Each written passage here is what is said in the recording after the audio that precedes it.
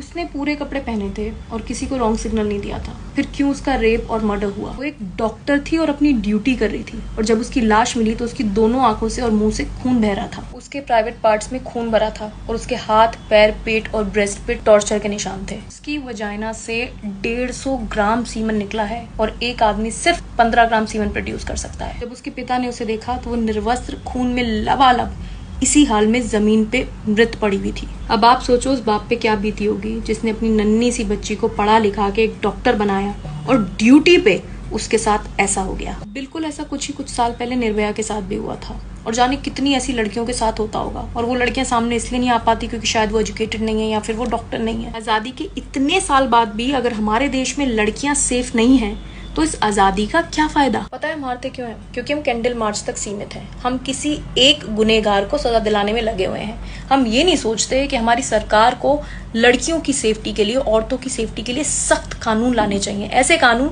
जिसके बारे में सोचते ही ना इन रेपिस्ट का दिल, कलेजा मुंह में आ जाए। सवाल ये है कि हमारी सरकार लड़कियों की और औरतों की सेफ्टी के लिए सख्त कानून कब लाएगी? बेटी बचाओ और बेटी पढ़ाओ नारे गाने का कोई फायदा नहीं है अगर इस देश में लड़कियां सुरक्षित नहीं है।